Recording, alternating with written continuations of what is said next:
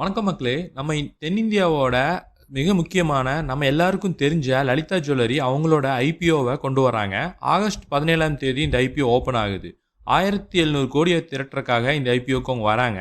So இதில் முதலீடு செஞ்சால் லிஸ்டிங் கெயின் கிடைக்குமா, இதில் வேறு ஏதாச்சும் ரிஸ்க் இருக்கா போன்ற விஷயங்களை நம்ம குயிக்காக பார்த்துடலாம் வாங்க. முதல்ல நம்ம இந்த ஐபிஓவோட முக்கியமான டீட்டெயில்ஸை பார்த்துடலாம். இந்த ஐபிஓ ஆகஸ்ட் 17 ஓப்பன் ஆகி ஆகஸ்ட் 19ஆம் தேதி க்ளோஸ் ஆக போகுது. இந்த ஐபிஓட ப்ரைஸ் பேண்ட் 190 ரூபா பெர் ஷேர் டு 201 ரூபா ஹையர் ப்ரைஸ் பேண்டில் ஃபிக்ஸ் பண்ணியிருக்காங்க. இதில் மினிமம் நீங்கள் ஒரு லாட் அப்ளை பண்ணுறதுக்கு ஹையர் ப்ரைஸ் பேண்டில் 14,874 ரூபா உங்களுக்கு தேவைப்படும். இந்த ஐபிஓட டோட்டல் இஷ்யூ சைஸ் 1700 கோடி. அதில் 1200 கோடி கம்பெனியோட வளர்ச்சிக்கு நேரடியாக போக போகுது, அதாவது ஃப்ரெஷ் இஷ்யூவாக இருக்க போகுது. 500 கோடி பார்த்தீங்கன்னா அவங்க ப்ரொமோட்டர்ஸ் விற்பனை பண்ணக்கூடிய ஷேர்ஸுக்கான ஆஃபர் ஃபார் சேல் மூலமாக அந்த ப்ரொமோட்டர்ஸுக்கு போய் சேரப்போகுது. ஸோ இவங்க பிஸ்னஸ் மாடல் என்னென்னா, டேரெக்டாக இவங்களே நகைகளை மேனுஃபேக்சர் பண்ணுறாங்க. ஸோ ரெண்டு பக்கம் இவங்களுக்கு மேனுஃபேக்சரிங் யூனிட் இருக்குது. அதில் பெர்மனெண்ட்டாகவே 500க்கும் மேற்பட்ட டிசைனர்ஸ் பெர்மனெண்ட் எம்ப்ளாயீஸாகவே இருக்காங்க. ஸோ நேரடியாக இவங்களே தயாரிக்கிறனால பார்த்தீங்கன்னா இவங்களால லோ மார்ஜினில் குடிக்க முடியுது. ஸோ எல்லாத்துக்குமே அது தெரியும், அவங்க விளம்பரப்படுத்திட்டு இருக்கிறத. அது மட்டும் இல்லாமல் பில்லிங் முறையில் பார்த்தீங்கன்னா ஒவ்வொரு கட்டணத்தையும் வெளிப்படையாக அவங்க காட்டுறது இவங்களோட பெரிய பலமாக பார்க்கப்படுது. ஸோ இவங்களோட பிஸ்னஸ் மெத்தட்னு சொல்லிட்டு பார்த்தீங்கன்னா ஹை வால்யூம் லோ மார்ஜின் அப்படிங்கிற மெத்தட் தான் பார்த்தீங்கன்னா இவங்க பிஸ்னஸ் டாட்டிக்ஸை வச்சு இவங்க பிஸ்னஸ் நடத்திட்டு இருக்காங்க. இவங்க பிஸ்னஸ்லேயே மிக முக்கியமான ஹைலைட்டட் பாயிண்டே இதுதான். ஸோ இவங்க 11 மாத நகை சேமிப்பு திட்டம் ஒன்று நடத்திட்டு இருக்காங்க. ஸோ நீங்கள் 11 மாதத்துக்கு அமௌண்ட் நீங்கள் ஒவ்வொரு மாதமும் இன்ஸ்டால்மெண்ட்டாக கட்டுவீங்க.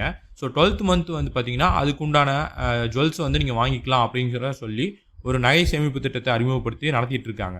ஸோ இது எந்த வகையில் இந்த நிறுவனத்துக்கு அது அட்வான்டேஜ் இருக்குன்னு பார்த்தீங்கன்னா, நீங்கள் வாங்க போகிற நகைக்கு பார்த்தீங்கன்னா அட்வான்ஸாகவே மக்கள் அதுக்கான பேமெண்ட்டை செலுத்த ஆரம்பிச்சிடுறாங்க. ஸோ இதில் என்ன அவங்க ஹைலைட்டாக டிஆர்எஸ்பியில் சொல்லியிருக்காங்கன்னா, 4,20,000க்கும் மேற்பட்ட வாடிக்கையாளர்கள் பார்த்தீங்கன்னா இந்த நகை சேமிப்பு திட்டத்தில் இணைஞ்சிக்கிறதா சொல்லியிருக்காங்க. ஸோ இதில் ஒரு அப்ராக்சிமேட்டாக நீங்கள் அந்த 4,20,000 பேர் மந்த்லி ஆவரேஜாக ஒரு 3,000 ருபீஸ் இன்ஸ்டால்மெண்ட்டாக கட்டினா கூட அவங்களுக்கு எவ்வளோ ஒரு அமௌண்ட் வரும் அப்படின்னு சொல்லிட்டு நீங்களே ஒரு ரஃபாக ஒரு கால்குலேஷன் பண்ணி பாருங்கள். ஸோ இதனால் பார்த்தீங்கன்னா என்ன அட்வான்டேஜ்னா, இவங்க பேங்க்ஸ் அந்த மாதிரி எல்லாம் நம்பி போக வேண்டியதில்லை. ஸோ இதுவே அவங்களுக்கு ஒர்க்கிங் கேபிட்டலுக்கு தேவையான நீட்ஸை வெகுவாக கொடுத்துரும். ஸோ இது அவங்களோட பிஸ்னஸில் ஒரு பெரிய அட்வான்டேஜாக இருக்குது. இப்போது அந்த நிறுவனத்தோட வேல்யூஷன் எப்படி இருக்குன்னு சொல்லிட்டு பார்க்கலாம். ஃபேர்லி வேல்யூடா இல்லைன்னு சொல்லிட்டு. போஸ்ட் ஐபிஓ இந்த ஐபிஓட பிஇ 11.14 இருக்குது. ஸோ இதே செக்டரில் இருக்கக்கூடிய டாப் கம்பெனிஸான கல்யாண், தங்கமயில், டைட்டன் மாதிரியான பெரிய நிறுவனங்களோட பிஇ சிக்னிஃபிகண்ட்லி ஹையராக ட்ரேட் ஆகுது. ஸோ இதுக்கு முக்கிய காரணம் என்ன, அந்த கம்பெனிஸ் பிராண்ட் வேல்யூ ஹையராக இருக்குது. ஸோ அது மட்டும் இல்லாமல் அவங்களோட பிஸ்னஸ் பார்த்தீங்கன்னா டைவர்சிஃபைடாக இருக்குது. பட் இவங்களோட வேல்யூஷனான பிஇ 11.14ங்கிறது ஃபேராக தான் தெரியுது. ஸோ லோ வேல்யூவில் தான் வராங்க அப்படின்னு சொல்லிட்டு நம்மளால் தெரிஞ்சுக்க முடியுது. இந்த ஐபிஓ நோக்கம் என்ன அப்படின்னு சொல்லி நம்ம பார்த்துடலாம். ஸோ இந்த ஐபிஓலேருந்து திரட்டப்படும் நிதியை எதுக்கு பயன்படுத்த போகிறாங்கன்னா, புதுசாக ஒரு 10 ஸ்டோர்ஸ் ஓப்பன் பண்ண போகிறாங்க. ஸோ அதுக்கு தேவையான ஃபர்னிச்சர், ஐடி இன்ஃப்ராஸ்ட்ரக்சர் போன்ற எக்ஸ்பென்சஸ்க்கு 334 கோடியையும் 998 கோடி பார்த்தீங்கன்னா அந்த 10 ஸ்டோர்ஸ்க்கான இன்வென்ட்ரியை வாங்குவதற்காக, அதாவது இன்வென்ட்ரினா தங்கம் போன்ற ஜுவல்ஸ் மட்டும் வாங்குறதுக்காகவே 998 கோடியை பயன்படுத்த போகிறாங்க. கிட்டத்தட்ட ஒவ்வொரு ஸ்டோருக்கு கிட்டத்தட்ட 100 கோடிக்கான இன்வென்ட்ரிஸ் வாங்குறதுக்காக தான் இதை பயன்படுத்த போகிறாங்க. ஸோ இதனால் பார்த்தீங்கன்னா திரட்டப்படும் நிதி ஃபியூச்சர் க்ரோத்துக்கு தான் பயன்படுத்த போகிறாங்க. ஸோ இது ஒரு பாசிட்டிவாக நம்ம இந்த ஐபிஓவில் பார்க்கலாம். இப்போ இவங்க ஃபினான்ஷியல் பெர்ஃபார்மன்ஸையும் நம்ம குயிக்காக பார்த்துடலாம். ஸோ இப்போ இவங்க ஃபினான்ஷியல் பெர்ஃபார்மன்ஸில் பார்த்தீங்கன்னா லலிதா ஜுவல்லரிக்கு 2026 நம்பர்ஸ் ரொம்ப ஸ்ட்ராங்காக இருக்குது. ரெவன்யூ 16,908 கோடியில் இருந்து 25,040 கோடியாக இன்க்ரீஸ் ஆகிக்கிறத நம்மளால் பார்க்க முடியுது. ஸோ ஆல்மோஸ்ட் 48% க்ரோத் ஆகியிருக்கிறத பார்க்க முடியும் உங்கள் ரெவன்யூ 2025-26 கம்பேர் பண்ணும்போது. ஸோ அதை விட முக்கியமாக ப்ராஃபிட் 365 கோடியிலிருந்து 1010 கோடியாக இன்க்ரீஸ் ஆகிருக்கு. அதாவது 177% இவங்க ப்ராஃபிட் க்ரோத் ஆகிருக்கிறத நம்மளால் பார்க்க முடியுது. ஸோ நெட்வொர்க்குமே பார்த்தீங்கன்னா 2029 கோடியில் இருந்து 3033 கோடியாக இன்க்ரீஸ் ஆகிக்கிறத நம்மளால் பார்க்க முடியுது. ஸோ ரெவன்யூ க்ரோத் மட்டும் இல்லாமல் ப்ராஃபிட்டபிலிட்டியும் சிக்னிஃபிகண்ட்லி இம்ப்ரூவ் ஆகிக்கிறத நம்மளால் பார்க்க முடியுது. ஆனால் நெகட்டிவாக ஒரு விஷயம் என்ன இருக்குன்னா, பாரோயிங்ஸ் இருக்குது. பாரோயிங் கடன்கள் 949 கோடியில் இருந்து 1604 கோடியாக இன்க்ரீஸ் ஆகிக்கிறத நம்மளால் பார்க்க முடியுது.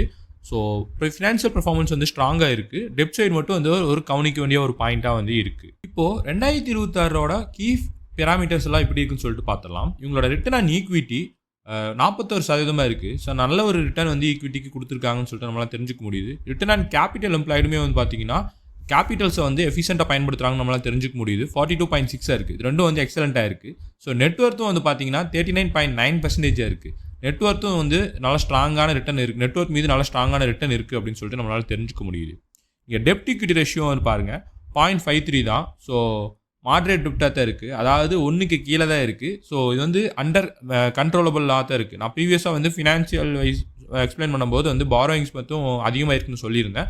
அது கடன்கள் அதிகமானால் கூட வந்து 0.5ங்கிறனால வந்து 1க்கு கீழே தான் இருக்குது. ஸோ கடன்கள் வந்து கவலை அளிக்கக்கூடிய வகையில் இல்லை அப்படின்னு சொல்லிட்டு இப்போ நம்மளால் தெரிஞ்சுக்க முடியுது. ஸோ பேட் மார்ஜின் வந்து பார்த்தீங்கன்னா 4% இருக்குது. தின்னான பேட் மார்ஜின் தான். பட் இது ஜுவல்லரி பிஸ்னஸ்க்கு இது ரீசனபிளான பேட் மார்ஜின் தான்.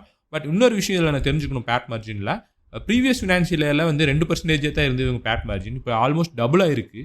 ஸோ 4% வந்து இருக்குது. 2025 ஃபினான்ஷியல் இயரில் இவங்களோட பேட் மார்ஜின் 2% தான் இருந்தது.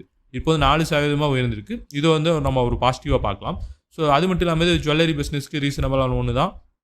அதுவும் இல்லாமல் நம்ம நல்லாவே தெரியும் இவங்க செய்கூலி சேதாரம் போன்ற விஷயங்கள் வந்து கஸ்டமர்ஸ் மேலே சுமத்துறது இல்லைங்கனால வந்து ரொம்ப தின்னான மார்ஜினில் தான் வந்து இவங்க பண்ணுறனால ப்ராஃபிட் மார்ஜின் வந்து குறைவானதுக்கு இதுவும் ஒரு ரீசனாக இருக்கலாம். இந்த ஐபிஓவில் ரீட்டைல் கோட்டாக்கு 35% வந்து ஒதுக்கியிருக்காங்க. QIB கோட்டாக்கு 50% வந்து ஒதுக்கியிருக்காங்க. ஸோ இது மட்டும் இல்லாமல் நீங்கள் ஒரு வேளை இந்த நிறுவனத்தில் லலிதா ஜுவல்லரி எம்ப்ளாயாக இருக்கீங்கன்னா உங்களுக்கு ஒரு ஷேருக்கு 19 ரூபா வந்து டிஸ்கவுண்ட்டும் வந்து அனௌன்ஸ்மெண்ட் பண்ணியிருக்காங்க. இப்போ இவங்க ப்ரொமோட்டர் ஹோல்டிங் பார்க்கலாம். 82.85% ஷேர்ஸை வந்து போஸ்ட் ஐபிஓ கூட இவங்க ப்ரொமோட்டர்ஸ் ஹோல்ட் பண்ணிட்டு இருக்காங்க. இது வந்து ஒரு எக்ஸலண்ட்டான ப்ரொமோட்டர் ஹோல்டிங். 80% மேலே வந்து ப்ரொமோட்டர்ஸே வந்து ஷேர்ஸை ஹோல்ட் பண்ணிட்டு இருக்கிறது. இப்போ இவங்க பியர் கம்பெனிஸ் பார்க்கலாம். ஸோ நம்ம ஆல்ரெடி பார்த்துருந்தோம் இவங்க கோல்டு பிஸ்னஸில் இருக்கிறனால இவங்க பியர் கம்பெனிஸ் யாருன்ட்டு. ரிட்டர்ன் அண்ட் நெட்ஒர்த்தில் இவங்க பியர் கம்பெனிஸ் எல்லாத்தையும் விட பெட்டரான நெட்ஒர்க் வந்து வச்சிருக்காங்க. 39.9% வச்சிருக்காங்க. ஸோ நம்ம ஆல்ரெடி வந்து பிஇ பார்த்துருந்தோம். ஸோ இவங்க பிஇ வந்து ஃபேர்லி வேல்யூடாக தான் இருக்குன்னு சொல்லிட்டு. நெகட்டிவ்ஸ்னு பார்த்தா ஓவராலாகவே ஜுவல்லரி பிஸ்னஸில் இருக்கக்கூடிய நிறுவனங்களுக்கு இருக்கிற சேம் அதே ப்ராப்ளம்ஸ் தான் வந்து இவங்களுக்கும் இருக்குது. இவங்களோட லேட்டஸ்ட் கிரே மார்க்கெட் ப்ரீமியம் தற்போது ஆல்மோஸ்ட் 12% ரேஞ்சஸில் வந்து ட்ரேட் ஆகிட்டு இருக்குது. இது ப்ரீவியஸாக 18% ரேஞ்சஸில் எல்லாம் ட்ரேட் ஆகிட்டு இருந்தது. இப்போ கொஞ்சம் ட்ராப் ஆகிருக்கு. ஸோ இது என்ன பெரிய லிஸ்டிங் தரக்கான வாய்ப்பு இல்லைனா கூட ஒரு டீசெண்டான லிஸ்டிங்கில் வந்து இந்த ஐபிஓ லிஸ்ட் ஆகிறதுக்கான வாய்ப்பு இருக்குன்னு சொல்லிட்டு தற்போது GMP வந்து இண்டிகேட் பண்ணுது. பட் இருந்தாலும் இந்த ஐபிஓ சப்ஸ்கிரிப்ஷனுக்கு ஓப்பன் ஆன பின்னாடி இன்வெஸ்டர்ஸ் எந்த அளவுக்கு வரவேற்பு கொடுக்குறாங்க அப்படிங்கிற பொறுத்தும் இது மாறும். ஒரு சின்ன இந்த ஐபிஓக்கு ஒரு டிஸ்அட்வான்டேஜ் என்னன்னா இதுக்கு முன்னாடி வந்து மெயின் போர்டு ஐபிஓஸ் நிறைய வந்துச்சு. ஸோ இன்வெஸ்டர்ஸ் வந்து நிறைய அந்த ஐபிஓஸில் ஃபோக்கஸ் பண்ணியிருக்காங்க. ஸோ அதனால் ஃபண்ட்ஸ் அவைலபிலிட்டிங்கிறது வந்து ரொம்ப முக்கியமாக இருக்கும். ஸோ அது வந்து இந்த ஐபிஓ பாதிக்கலாம். அது மட்டும் இல்லாமல் இந்த ஐபிஓக்கு பின்னாடி இந்த ஐபிஓ டேட்லேயும் வந்துட்டு சில ஐபிஓஸ் வந்து இருக்குது. ஸோ அதுவும் வந்து இந்த ஐபிஓவோட சப்ஸ்கிரிப்ஷனை பாதிக்கிறதுக்கான வாய்ப்புகளும் இருக்குது.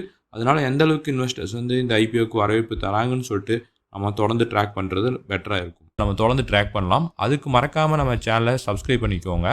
தொடர்ந்து இதை பற்றி நம்ம வீடியோஸ் எல்லாம் பார்க்கலாம்.